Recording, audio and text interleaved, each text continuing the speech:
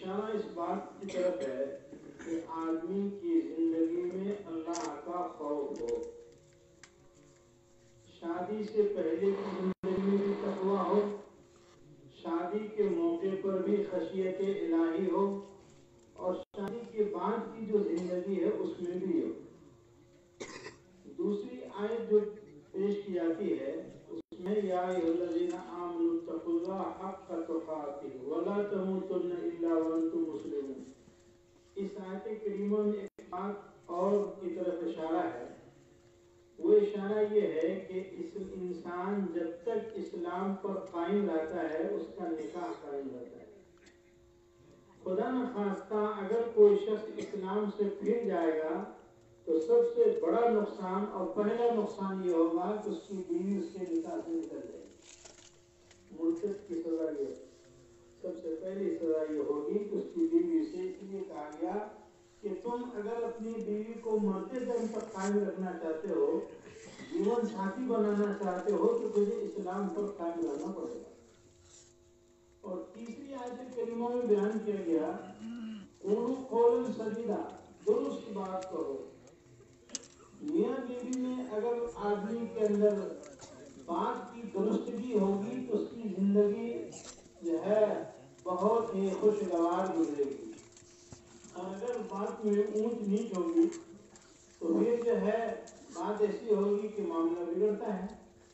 तो सबसे पहली चीज आखिर में बयान किया गया कि बातों में इस्लाह होनी चाहिए, बात दुरुस्त। हजरत थानवी रहमत के यहाँ एक शख्स गया और कहने लगा हजरत हमारी बीवी का झगड़ा हुआ तो उसकी बीवी गई। हजरत ने कहा कि तावीज़ दे दीजिए। हजरत ने कहा मैं तावीज़ नहीं देता हूँ, मैं पानी देता हूँ। जब झगड़े की होने की उम्मीद हो तो ये पानी मुंह में ले लेना, बस। हजरत ने कह दिया। हजरत ने एक तदबीर बताई। अब उसका शौहर आया, उधर कुछ उल्टा सीधा बकना शुरू किया, ये जल्दी से गई और मुंह में पानी लेके बैठ गई। उसका शौहर सोचता रहा कि आज तो शेरनी कुछ बोलते ही नहीं, हमेशा तो गरजती थी, आज तो बिल्कुल शांत है। बस 2-3 मरतबा इधर उधर बोला, वो चुपचाप चला गया। उसकी बीवी सोची हो हजरत की तावीज़ बहुत कारगर हुई, आज तो झगड़ा ही नहीं हुआ। असल उसके मुंह में पानी था, वो बोलती ही नहीं, बात का जवाब काट से देती नहीं, तो झगड़ा कैसे होता है। उदाहरण इसीलिए कुरान ने कहा कि अपनी बातों में इस्लाह करो, युस्लिह लकुम आमालकुम, तुम्हारे आमाल भी दुरुस्त हो जाएंगे, अल्लाह तेरे गुनाहों को भी माफ होना देंगे। हदीस पाक में आता है, अल्लाह के नबी ने फरमाया दुनिया की जितनी चीजें हैं, अब दुनिया कुल्लुहा मता, मता उसको कहते हैं जिससे आदमी फायदा उठाए। इमाम अस्माई का एक वाक़या है, उन्होंने एक लफ्ज़ मता की क्या है, कुल मता दुनिया खलील, उसकी तहकीक मालूम करनी थी। तो वो किसी जंगल में देहातों में गए और उनको एक लफ्ज़ की ये तहकीक करनी थी, तबारका की क्या माना है और रकीम की क्या माना है। कहा वो वहाँ पर बैठे हुए थे, एक ऐसा हुआ कि एक चिकना किस्म का कुत्ता आया और जो सांपी होती है, जो औरतें तांबा वगैरह पकड़ती है, उस सांपी को लिया और चढ़ा गया। तो हजरत जो उसकी माँ आई तो बच्चा कहने लगा जा रकीम, एक कबड़ा कुत्ता आया, वह अखज़ल मता, और मता लिया, वह तबारका अलल जबल, और पहाड़ पे चढ़ गया। इमाम अस्माई फरमाते हैं उस दिन मुझे मालूम हुआ कि दुनिया की हकीकत क्या है। सांपी जो है वो उसके बगैर काम नहीं चलेगा, उसके लिए तावा पकड़ने के लिए सांपी का इस्तेमाल बहुत जरूरी है। अब तो पकड़ आ गया, पहले जमाने में पकड़ नहीं था, लेकिन आदमी सांपी से काम लिया और फिर उसको हटा दिया। बस दुनिया की एक मिसाल है कि दुनिया बहुत जरूरी चीज है, लेकिन दुनिया को दिल में जगह न दिया। जैसे सांपी को काम लिया गया, साइड कर दिया गया, इसी तरह ताना अल्लाह के नबी ने फरमाया दुनिया की जितनी भी चीजें सब मता है, वह खैर मताई दुनिया अलमरतु सालिहा, और दुनिया की बेहतरीन चीजों में सबसे बेहतरीन चीज अगर है तो नेक औरत है। फिर नेक औरत की तारीफ क्या बयान की गई, اللہ کے نبی نے فرمایا نیک عورت کی تعریف یہ ہے کہ نظر الیہا سرت کا، جب تم اس کو دیکھو تو تجھے خوش کر دے۔ اس حدیث سے علماء نے لکھا ہے عورت کو میک اپ کے ساتھ رہنا چاہیے، کم سمجھ کے رہنا چاہیے، تب تو اس کا شوہر اس کو دیکھ کے خوش ہوگا۔ لیکن عورتوں کا مزاج عجیب ہے، اس کو بولیے ذرا شادی میں جانا ہے، کہیں بازار جانا ہے تو دیکھیے وہ ٹیپ ٹاپ میں آ جائے گی، اور گھر میں رہنا ہے تو چولہے بن کے رہتی ہے۔ تو یہ اس کی خامی ہے۔ حالانکہ شوہر اس کا بازاروں میں گھوم کے آیا ہے، بازاروں میں اچھی لڑکیوں کو دیکھا، اگر وہ گھر میں آ کر اس کی بیوی بھی بیوٹیفل رہے تو اس کا دماغ ادھر ادھر نہیں جائے گا۔ اس لیے حدیث نے کہا کہ عورت کا مزاج یہ ہونی چاہیے، اس کو اپنے شوہر جو اس کی زینت ہے اس کے سامنے اس کو اچھی طریقے سے رہنا چاہیے۔ دیکھو تو تجھے خوش کر دے، خوش کرنے میں تیرا پیسہ تو جائے گا نہیں، میک اپ کا سامان تو شوہر لائے گا، تجھے تو مفت میں استعمال کرنا ہے۔ لیکن عورتوں کا مزاج یہ ایک کام تو یہ بیان کیا حدیث نے، اور دوسری چیزیں یہ بیان کیا اذا امر تحاس اطاعت، جب تمہارا شوہر تم کو کوئی حکم دے تو اس حکم کی اطاعت کرو۔ حدیث پاک میں آتا ہے اگر شوہر یہ کہے کالے پتھر کو کیا کر سفید پتھر پر پہاڑ کو منتقل کر دو تو عورت کی ذمہ داری ہے اس کام کو کرنا۔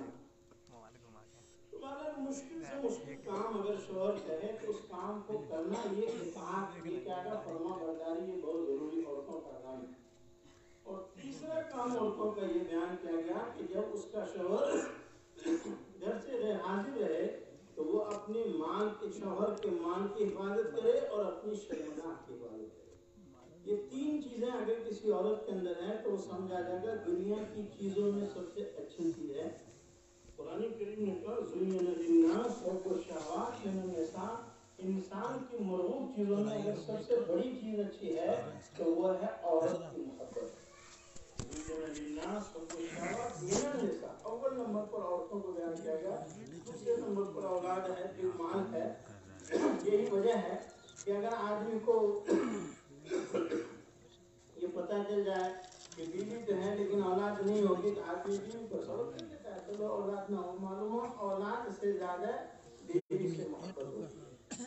اگر ڈاکٹر نے کہہ دیا کہ یا تو پیشنٹ بیوی بچے گی یا پیٹ کا بچہ بچے گا، کہا چلو بیوی کو بچا لو، بچہ نہ ہوگا تو اس کا مطلب یہ ہوا کہ بیوی سے محبت انسان کو اولاد سے بڑھ کر ایسے تین باتیں ان چیزوں کے اندر بیان کیا گیا۔ دوسری جو چیزیں ہیں شادی کا مقصد جو ہے وہ مقصد ہے آنکھ کی حفاظت اور شرمگاہ کی حفاظت۔ حدیث پاک میں ہے یا معاشر الشباب من استطاع منکم الباءۃ فلیتزوج فإنه اغض للبصر واحسن للفرج۔ معلوم ہوا شادی کے مقاصد میں نکاح کی حفاظت، شرمگاہ کی حفاظت ہے۔ حدیث پاک میں ہے اگر کسی کو شادی کرنے کی طاقت نہیں ہے تو اس کو چاہیے کہ روزہ، کیونکہ روزہ سے انسان یہ نکاح کے مقاصد ہیں، اور نکاح جو ہے سنت ہے عام حالت میں، بعض حالتوں میں نکاح کرنا حرام ہے۔ وہ حرام کب ہے؟ آدمی کو اگر یہ معلوم ہو کہ میں شادی کر کے لاؤں گا تو بیوی کی پٹائی کروں گا تو ایسی صورت میں نکاح کرنا حرام ہے، کیونکہ کسی مومن کو یا کسی مومنہ کو تکلیف پہنچانا یہ بھی حرام ہے۔ اور اگر آدمی کو یہ چیزیں ہو کہ اگر میں شادی نہیں کروں گا تو گناہوں میں مبتلا ہونے کا اندیشہ ہے تو ایسی صورت میں نکاح کرنا فرض ہے۔ اس کے عام حالت میں یہ سنت ہے، ورنہ بعض حالت میں واجب ہے، بعض حالت میں حرام ہے، بعض میں مکروہ ہے۔ بہرحال یہ نکاح کے اہم مقاصد میں سے، اور نکاح یہ ایسی عبادت ہے جو عبادت آسمان سے شروع ہوئی۔ حضرت آدم علیہ السلام کو حضرت آدم علیہ السلام کی بائیں پسلی سے حضرت حوا کو پیدا کیا گیا۔ حیون کے معنی عربی میں زندہ کیا گیا، کیونکہ ان کو بائیں پسلی سے پیدا کیا گیا اس لیے ان کا نام رکھ دیا گیا حوا۔ اور حضرت آدم علیہ السلام کی پسلی سے پیدا کیا گیا، حضرت آدم علیہ السلام کو بے ہوشی کر دی گئی تھی، ہوش آیا تو ان کا کیا تھا، دیکھا بغل میں ایک عورت ہے. انسان کی فطرت عورت کی طرف مائل ہونا، حضرت آدم نے اس حوا کی طرف ہاتھ بڑھایا. انسانی فطرت. فرشتے نے کہا یا آدم، اے آدم رک جاؤ ابھی، حتیٰ تو ادی مہرا، پہلے اس عورت کا تجھے مہر ادا کرنا پڑے گا، پھر یہ عورت تیرے لیے حلال ہوگی. حضرت آدم علیہ السلام نے فرمایا اس کا مہر ہے کیا؟ فرشتوں نے کہا اس کا مہر ہے نبی آخر الزمان پر 10 مرتبہ درود شریف پڑھنا. حضرت آدم کو گویا کسی وقت بتلا دیا گیا کہ آپ کی پشت سے ایک نبی ہوں گے، جس نبی پر درود پڑھنا یہ آپ کی بیوی کے حلال ہونے کا ذریعہ ہے. اور گویا اس بات کو بتلا دیا گیا کہ حضور ہی کی برکت سے یہ پوری کائنات بنے گی. یہ عرض و سما کی محفل میں دولات علماء کا شور نہ ہو، یہ رنگ نہ ہو گلزاروں میں، یہ نور نہ ہو سیاروں، یہ جتنی بھی چیزیں ہیں. اسی لیے کسی نے کہا یہ ہر طرف جو اجالا دکھائی دیتا ہے نبی کے نور کا جلوہ دکھائی دیتا ہے. تو وہ وہاں سے گویا کہ ابتدا جو نکاح کا ہوا وہ آسمان سے ہوا. حدیث کی کتابوں میں آتا ہے اس کا انتہا بھی آسمان پر ہوگا. اس کا انتہا کیا ہوا؟ حضرت نبی کریم صلی اللہ علیہ وسلم کا 2 نکاح اور آسمان پر ہوگا. وہ حضرت مریم سے اور حضرت آسیہ جو فرعون کی بیوی تھی اس سے کیا تھا. یہ بہرحال یہ ایک بہت متبرک عمل ہے جو عبادت آسمان سے شروع ہوا اور جو عبادت قیامت قائم ہونے کے بعد آسمان پر بھی باقی رہے گا. یہ بہت ہی جو ہے بابرکت چیزیں ہیں. حدیث پاک میں آتا ہے اعظم النکاح برکتن ایسرھا مونتن، سب سے بابرکت نکاح وہ ہے جس میں کم سے کم خرچ ہو. تم نے یہ چیزیں کیا آتا ہے اور ससुर जगह में न कहीं बम्बई के नहीं और ससुर जगह में नहीं कहीं बम्बई के नहीं رعایت ہوتی ہے. تم کا علماء تو لیار بہن 4 بنیاد پر.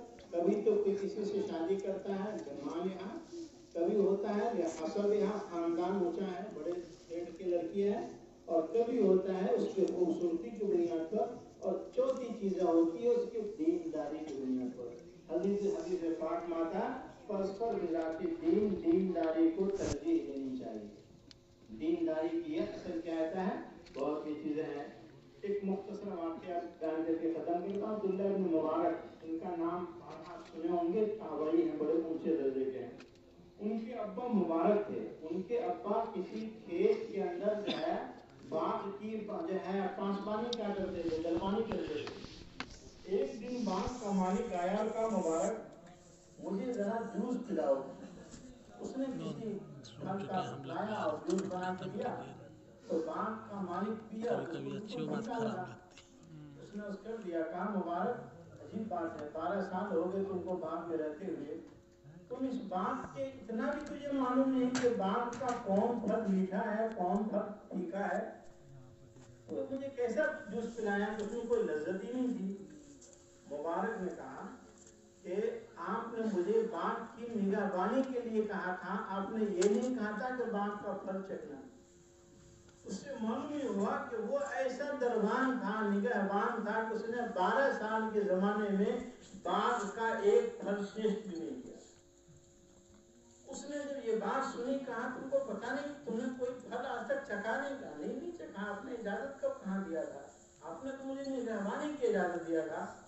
اس نے جا کے اپنی بیوی سے کہا کہ ہمارے باپ کا ایک آدمی مبارک نام کا آدمی ایسا ہے اتنا متقی پرہیزگار ہے.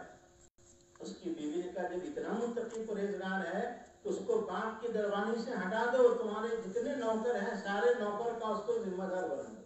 یہ تقویٰ ہے، جو خدا کا خوف ان کے اندر تھا. انہوں نے آ کے کیا ہے آپ کو کہا آج سے آپ کی دربانی ختم، آپ میرے سارے نوکروں کی کیا آتا ہے جو ہے مینجمنٹ کیجیے اور آپ سب کا جو ہے انچارج وہ بنا دیے، ذمہ دار بنا دیا. ہو کیا ذمہ دار. ایک دن اس نے اپنی بیوی سے کہا کہ میری بچی بھی تو جوان ہو گئی، مجھے بچی کا رشتہ ڈھونڈنا چاہیے. اس نے کہا کہ مبارک اچھا مشورہ دیتا ہے. اس نے کہا ٹھیک ہے میں جاتا ہوں مبارک سے کہا کہ بھائی میری لڑکی جوان ہو گئی ہے، میں اس کا رشتہ ڈھونڈنا چاہتا ہوں، تو تم بتاؤ کہ میں کہاں اس کا رشتہ کروں. تو حضرت مبارک نے یہی روایت پڑھی کہ حدیث پاک میں آتا ہے کہ 4 بنیاد پر شادی ہوتی ہے.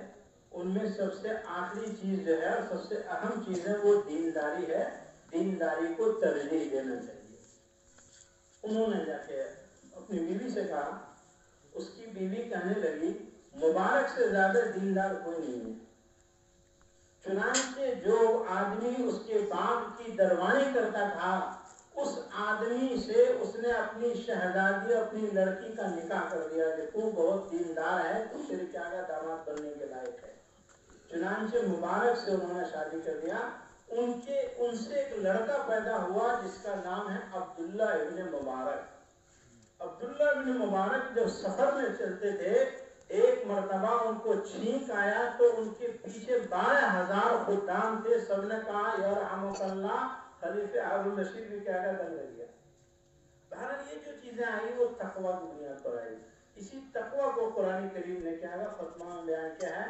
بہت بات تو ہم لوگ ایسے ہی لیٹ آئے, اب اگر اور زیادہ آپ کو کہیں گے تو بات تو آپ کو اچھی لگے گی, لیکن ساتھ ساتھ آپ جو ہے ٹائم بھی دیکھیں گے. اس لیے میں ان باتوں پر اپنی بات کو مکمل کرتا ہوں. اللہ تعالیٰ اس ہونے والے نکاح کو بابرکت فرمائے, اور بھی قوم کی جتنی بھی بچیاں ہیں اللہ تعالیٰ تمام کا صحیح جوڑا نصیب فرمائے, عافیت سہولت کے ساتھ تمام کے مسائل کو آسان فرمائے.